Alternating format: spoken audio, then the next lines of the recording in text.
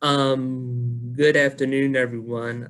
My name is Adam Johnson. I'm the Family Services Program Manager here at Roberta's house, and I'm joined by, I'm Aaron McCracken. I am a homicide survivor advocate here at Roberta's house. and so we're doing this video just to end Black History Month and have a conversation about grieving while Black. And so this is just a quick discussion about a lot of the different aspects that affects the Black community in grief.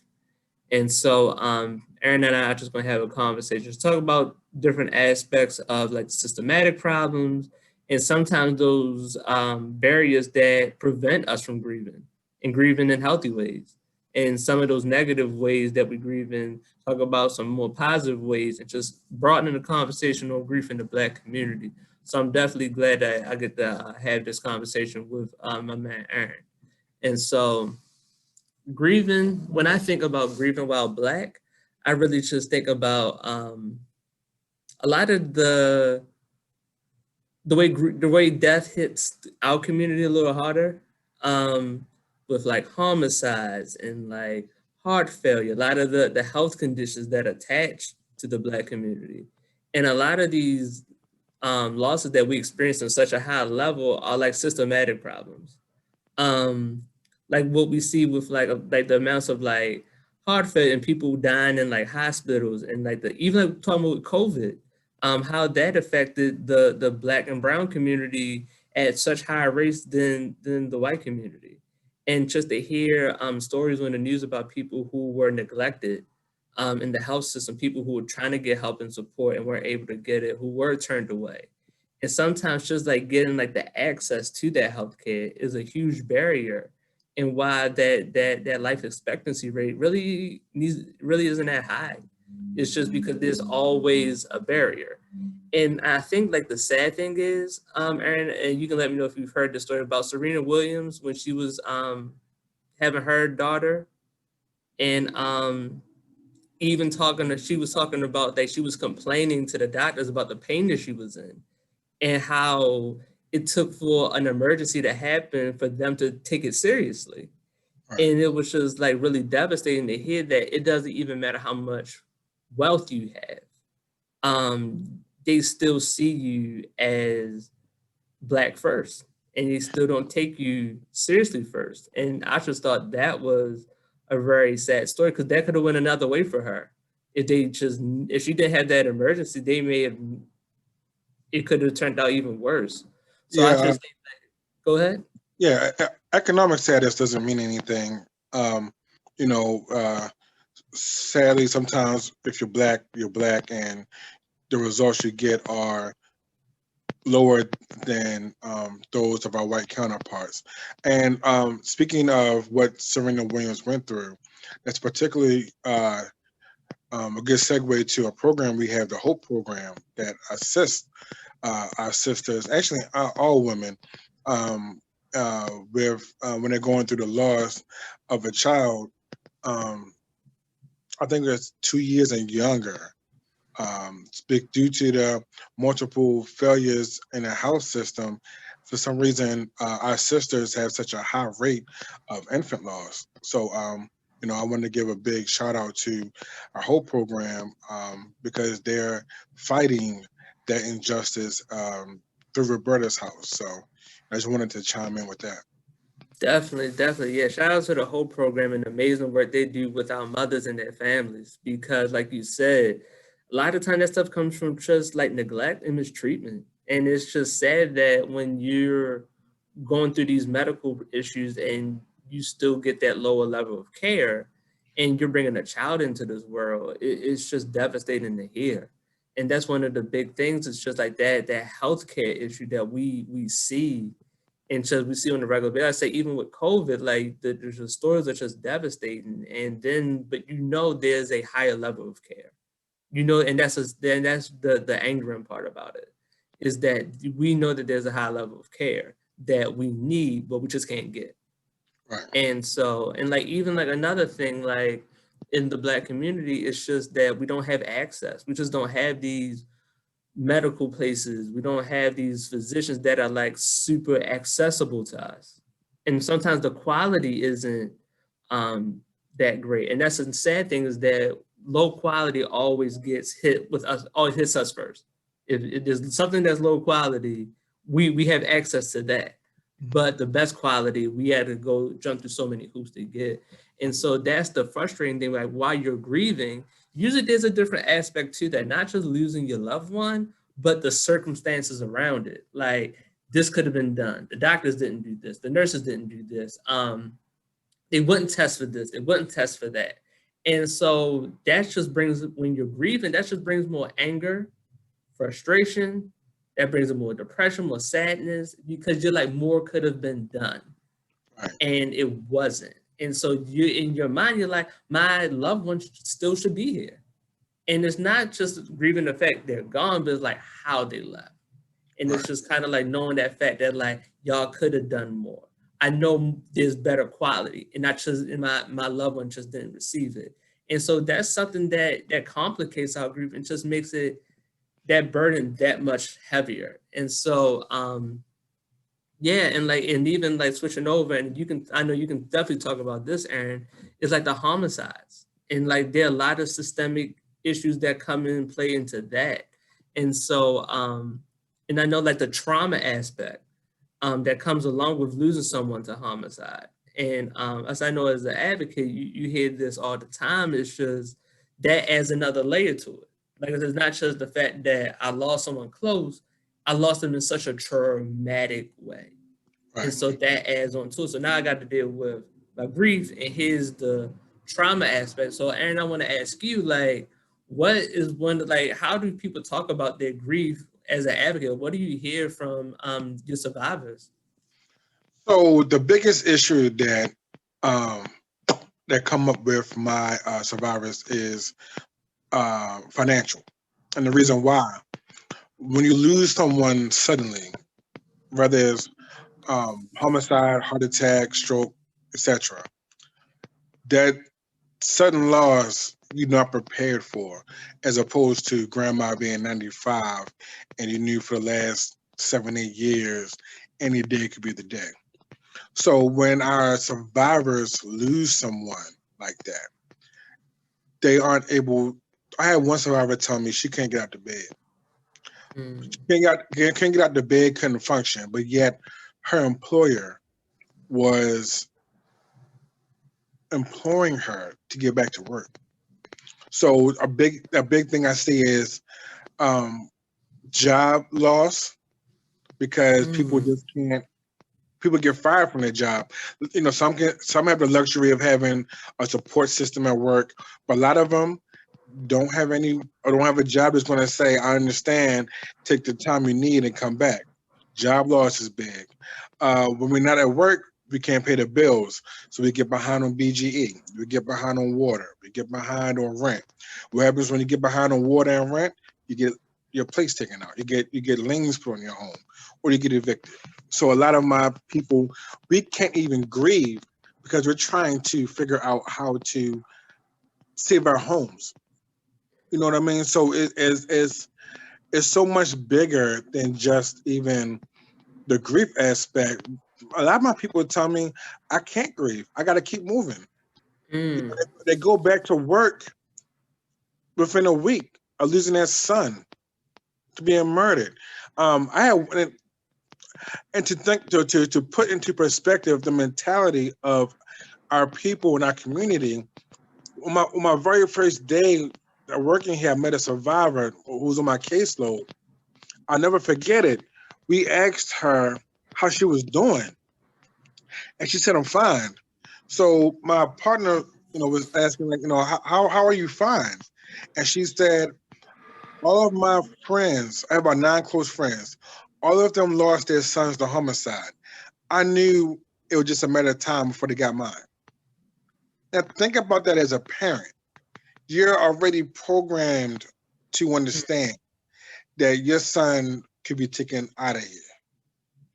Like what kind of stress does that cause someone?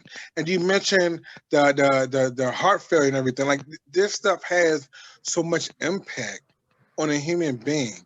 And with our genetic makeup already being attuned to uh, heart failure, high cholesterol, diabetes, etc.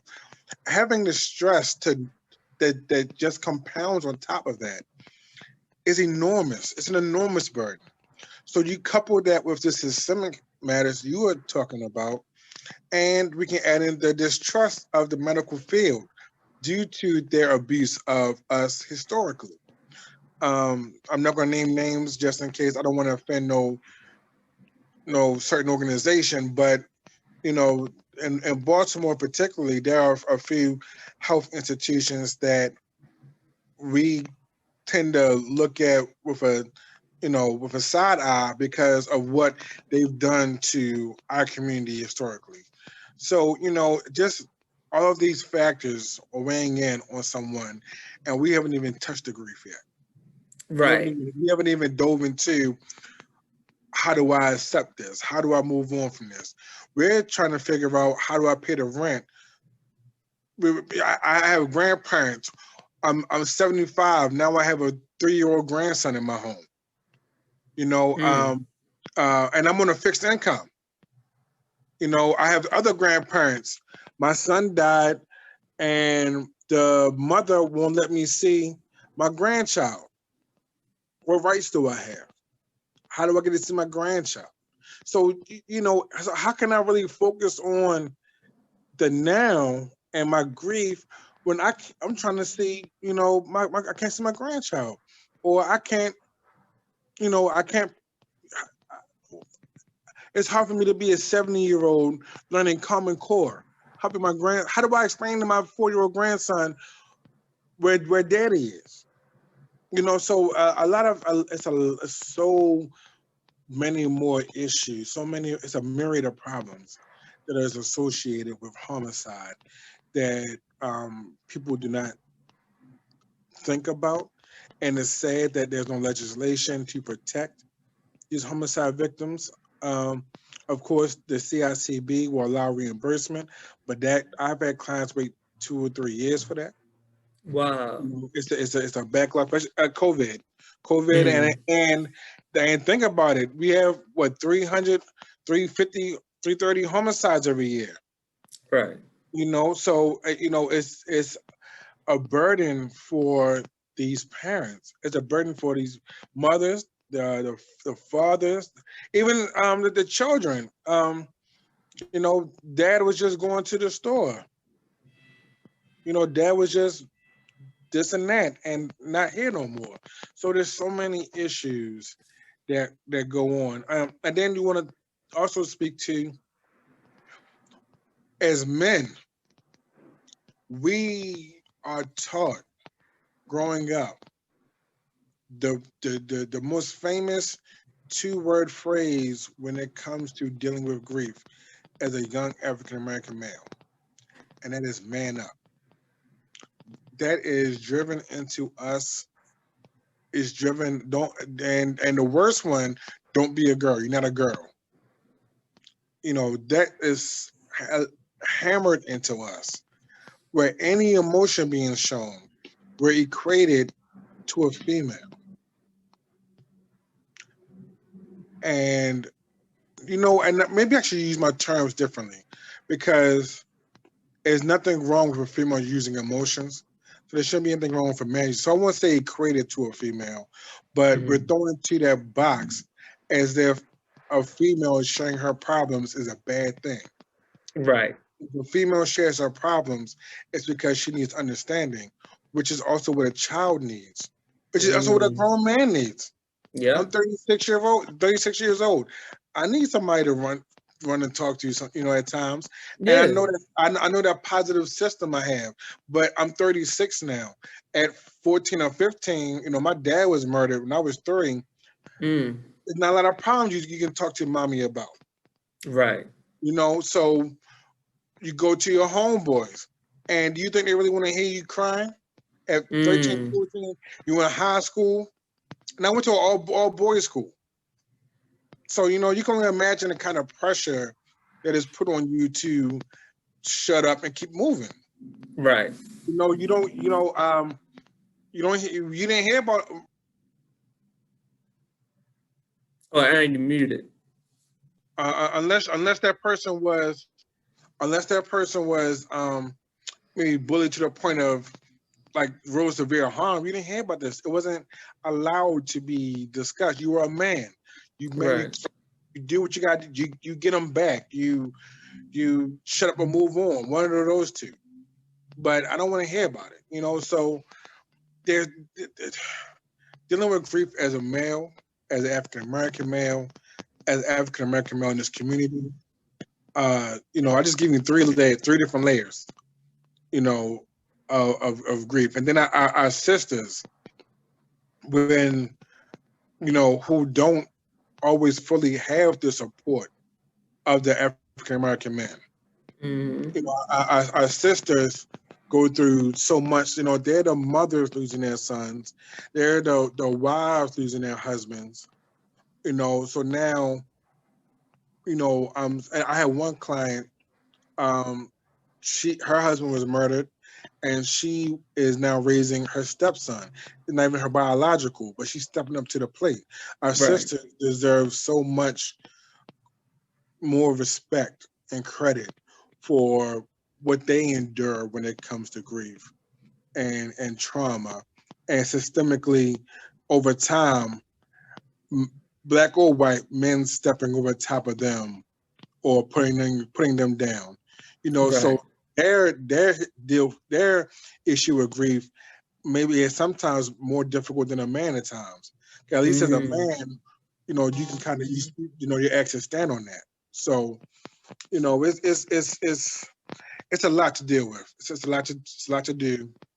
It's a lot going on. It's a lot for our community, male, It female. is. Yeah. It is, man. And thank you. And I can honestly say, Aaron, like 100%, I never thought about the financial aspects of grief. And like you said, that sudden loss. And to hear that so disheartening, because it's like, I don't think employers really understand the severity of losing a loved one. Not in any old type of way, but especially like homicide, like you said, because it's sudden. And it's like you expect me to still be operate the same level. You expect me just to shrug that off and come to work and be productive and things like that. Like these are life altering events. And just to hear the fact that there really isn't that much empathy for those individuals, and the fact that, like you said, they lose their jobs, they're struggling with rent, they're struggling with water. Like that is just so devastating to hear, because it's like I'm already, like you said, you can't grieve. Because like you said, because I gotta make sure I'm eating, I gotta make sure there's a roof over my head. And like you said, some people still have to be parents, some people have to become grandparents now becoming parents. Like it's crazy, because like you said, that lack of empathy for these individuals, and the fact that, like you said, they find themselves in this tailspin, and there's like that, there's no like, wow, like what you're going through is really devastating. Like, how can we help? It's more so kind of like, what can you do? You get what I'm saying? Not It's only really that, back on but the person. you're going from two incomes to one sometimes. Mm-hmm. And Right. if you're the supplemental income in the house and the breadwinner is gone, what's that do to you and your bills? Yeah. It's like, every relationship isn't 50-50. Mm-hmm. Sometimes in a relationship, okay, you cover this, I cover that, and we're good. But when you're forced to now take on more of a role and responsibility, where does the aid come in at? Not even just the aid, but can I not get put out my house? Right. Why does it take COVID for me to be able to stay in my house and not get evicted? Can I get some time to mentally gather myself? Mm-hmm. But you're already forcing me to, and then that's how, for like and a lot of people that could be potential clients, they don't even stay in a program because they're thrown back into reality so fast. That's their way of handling their grief. So why do I need Roberta's house? I ain't got time for that. I need to get to work. I need to get my kids from school. I need to they gotta get homeschooled. They got football practice. They got this. I got another daughter who's dealing with this. I have another client her husband's family is against her and fighting her everything. You know, so it's the grief is so, it's so, you gotta keep moving. And I don't have time to sit here for 2 hours in the group. I got 70 things, 70 other things to do. You know, and it's sad. And I just hope that one day legislation will get passed to where, you know, like grief, you need more than, I think grief, for grief, maybe what you get, like 2 or 3 days. Yeah, most places, yeah. Yeah. But like I said, if my son is murdered, how do you expect me to get over that in less than a week? Somebody took my Right. child from me. And a lot of times what compounds it, a lot of times it's somebody that the mother knew because it was either a family member or a friend. So I got to Mm. process my child being murdered by somebody he trusted. Like, and I have to wrap my mind around this and get back to work. Right. You know, so it's a domino effect. It affects Mm-hmm. our people, and you know, it's so, we could be on this for an hour. You know, it's Oh, so deep, definitely. and it's so much. Um, I just wish, my hope is us as a people, we start slowing down when it comes to grief, and we start saying, okay, what's step one for this? Could we go from step 1 to 7, and we forget about 2 through 6, and that 2 through 6 is supposed to help us out at 7. So what Yeah. happens is when we think we're over it, we a movie comes on, a song comes on, we drive past some place, a picture comes up, a Facebook memory, and then that grief hits us, boom, and we go all the way back to step 1. Yeah, and that's You know? real. And the thing is that all those things that you name, when we don't address it, it's going to come out. And a lot of times, it comes out in ways like that stress weighs down on you, and we know what stress can do. That can affect your body in so many ways, and it Right. also affects you mentally and Mhm. socially and emotionally. And so you're like you said, I'm just going back, like you said, because life doesn't stop. So I'm still going, but that grief is still in here and it's just festering. And when that joint festers, it's gonna come out, you're gonna be lashing out. Like you said, or your body's gonna stop you. Your body's gonna tell you need a break. And your body's gonna tell you in not the most pleasant way that you need to slow down, you need a break. Or you're just finding out like, oh, I need an outlet, but you're grieving. So your outlets sometimes aren't the healthiest because you just want a quick fix. And so Right. that's when the substance abuse comes in. That made the impulsive behaviors come in. And so then you finding yourself in a whole other situation. And the foundation of that is their grief and loss that was never addressed. And so now you got to figure out how can I address my grief and loss and get everything else back on track. Get the Right. other, either it's my health, either it's a substance abuse that I have now, is it could be mental health. I need to get my depression. I need to work on my anxiety. And so once all those things happen, then all these other things. So then it went from grief to 40 other problems. And so that's what happens. And that's why I said that you were saying it's the importance of slowing down and addressing it. It's funny, well, not funny, but when you mention socially, when it comes to homicide, a lot of my survivors stop talking to people because they don't know who to trust. As I said, Mm, it's their family member or friend that murdered their son. So who who's really here for me? Who's going to come hurt me next, right? mm, And then when it comes to other social issues, I say that a lot of people deaf sometimes bring out the worst in people, because when it's time to divvy up mom and dad's funding and their home and things of that sort, death can make people turn to, just can reveal people, the real person. And I've had family members, not even just with homicide, but period, you know, stop talking to people because, you know, they got shafted when it came to retirement money and funding and insurance policies, and people got put out of homes that they were staying in. Grandma, Oh, you on me? um, it's rough. It's really tough socially. People sometimes can isolate themselves and be alone. You know what I mean? So yeah, Man, like Aaron, like that's another aspect like I didn't think about, like you said, like that social piece, but looking at the standpoint, like you said, having that homicide law, like you said, damn, like I didn't think about like that trust issue. And just like you said, knowing who to trust, knowing what to say something to somebody to, like you said, I can protect myself if I isolate myself. And so that's usually like a quick getaway. It's a simple solution, but not the most healthy. Because we all know, and especially during COVID, we need interaction. right, Like that interaction aspect is needed. I don't think we really understood how much we needed that interaction until right, COVID hit. And then we really couldn't be around people and have those social interactions. But like you said, but yeah, like you said, for them, it's a quick fix. I can just shield myself in my house away from everybody. I don't got to worry about who I can trust, who I can't trust. It's just me.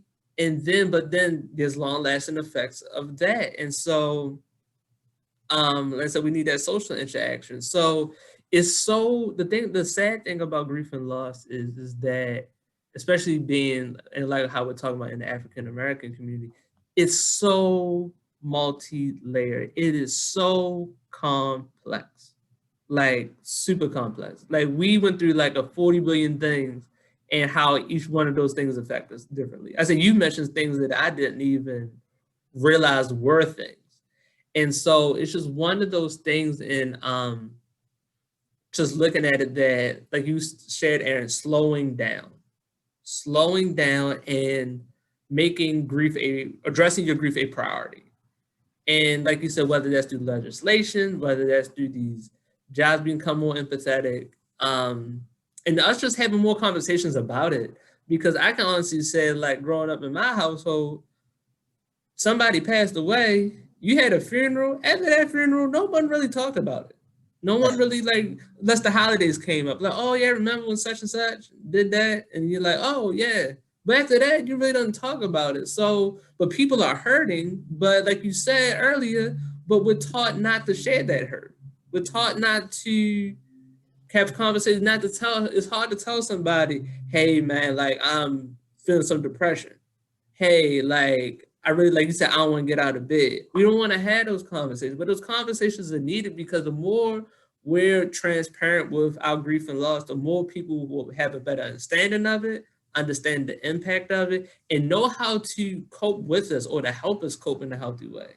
Because if we just keep keeping it in and people are handling us in the wrong way, well, how are you supposed to know if you don't say anything? So I right, think like the big thing is that we have to start broaching these conversations more and just having that transparency. Like you said, that whole man up, that whole don't show no emotion, that whole you emotional, get over it, keep it moving. That's done more harm than good. Like it's right. done more harm than good, like you said. And those things are embedded in us, like you Yeah, said, that's taught at an early age. So then we find ourselves like, man, I'm 45 and I'm still dealing with stuff that happened 20 some, 30 some years ago. But I think, like you said, like just start telling people, and like you said, and giving people a safe space, giving people a space where they feel comfortable to right, share these things. That's another thing too, that you just can't be somebody start talking about, oh, you talking about that again, or oh, you doing this. right, And that's right, another thing, like that delivery is because you're uncomfortable. But you know what that does to the person you're talking to? Like you said, then comes the isolation again. yeah. So like you said, man, we just gotta just slow down and really like see the significance of this and see the importance of addressing it. And start this with the youth. And it's sometimes it's hard to do it with teens and adolescents. They're kind of stuck in their ways. Sometimes the teens and adolescents, they're stuck in their ways until a traumatic life event happens. Then they go, aha, I got it now. Right.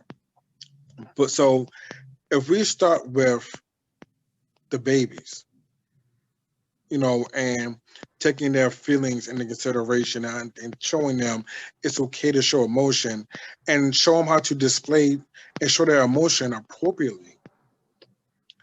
I think things will change for the better. But until we get the youth, it's going to be really difficult to change anything. That's You know, definitely we true. gotta we gotta hit the youth up. We gotta hit up our kids and show them how grief looks. You know, and show them how, you know, what to do. Come to mommy, come to daddy, go to go to somebody that you trust. Not even just Hmm. mommy and daddy. You know, go to, because sometimes an issue may come up and you're not the one they want to talk to about it because it may be about you, or maybe scared to talk to you. Go to somebody you trust. You know, talking Yeah. about who to trust. There's so and so at school, um, mommy, daddy, uh, your best friends. You know, somebody just have that discussion with, you know, who you think is okay for your child to talk to when something comes up, and, you know, build a network or a community of people that are going to be there for your child. You know, it always say it takes a village. You got to allow, you know, that process got to shake out. You know, so, you know, hitting the youth up, explaining to them how to do it. It's called modeling. Hmm. You know, if we do it, they're going to do it. Right. So, you know, I'm telling my brothers all the time, you know, the teens, adolescents, I understand you don't like to do that, but I'm telling you, I do it. I go to therapy and Yeah. I reach out and I do this. I do, you know, tell them it's okay. Yeah. You know, I didn't lose my man card. I didn't lose my, you know, my. I can still go into the hood if I want to. You know, none of that changed just because I feel as though I can't do it on my own no more.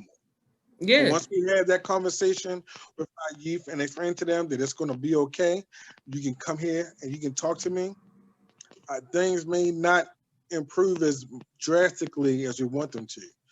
So, you know, I just hope that this message gets out to somebody somewhere that can either show this to somebody who needed to hear this, or they themselves needed to hear this. It's okay to grieve. It's okay to take time to yourself. And it's okay to be selfish with it. I tell my clients all the time, nobody can ever tell you how to grieve. Hmm. Okay, just as long as it's healthy, Right. then it should be supported. So, you know, those are I'll lead the conversation with that. No, let nobody tell you how to grieve. As long as it's healthy, take the time that you need, and it's that self care. Yeah. You know what I mean? So, uh, yeah, Man, thanks for sharing that, man. And shout out to school base, our youth services team who go into schools and talk about that main thing. Like you were just saying, like starting at an early day at elementary schools, giving them this information and giving them safe spaces. So I just want to commend school base. And my thing is in Baltimore City, the way the city is and the laws and stuff that these kids are exposed, every school should be banging down the door to school base to get them in there. Like right, every school, like, and that's the other thing that I think other and I'm gonna wrap it up because I can get to a whole nother tangent, but other like fields and other like areas, other like professions also need to understand like the impact of grief and loss. Like I said, every school in Baltimore City should be banging down our door. How can we get y'all in here? Because like you said, Aaron, it starts when they're young, and the importance of because these kids, that grief has no age. right, Grief going to hit. Like, grief's not gonna be like, oh, you 7 years old, so you don't have to deal with it. Like, no, you deal with it like for at any point. You can right, be a newborn and you experience loss and things like that. There's no age limit to it. But like you said, the earlier we can start addressing this and start having these positive, real conversations about it, the better, the more inclined we'll get to have these conversations to talk to one another, like you said, and do it in healthy ways. And I think that's the one thing you kept hitting on, Aaron. Like you said, it's okay to grieve, but in a healthy way. I think a right, lot of times we're like, well, I'm grieving. Like, yes, but we're just trying to help you do it in a healthy way. right. Like, we're just trying to just broaden your perspective and just see it in a more healthy way. And Aaron, I just want to just thank you 1,000 times just for coming on here and having this conversation. I've learned so much about what you were saying and about these different aspects that I just wasn't aware of. So I just wanted to say thank you. And I hope people will see this, take this seriously, and run with it. Run with these things we're going to say, start having these conversations, start realizing the impact that grief has on them and their lives. And I hope like people in other professions and other things hear it and start taking it more seriously as well. Because like I said, these are life-altering events that people hear, and everything else seems like they don't care about it. And that's the sad thing, like you said, and that demoralizes people. And then they end up in situations that they don't want to be in or need to be in. So Aaron, I just want to just thank you again. And this has been Adam Johnson and Aaron McCracken. And this is our conversation about Grieving While Black. Thank you.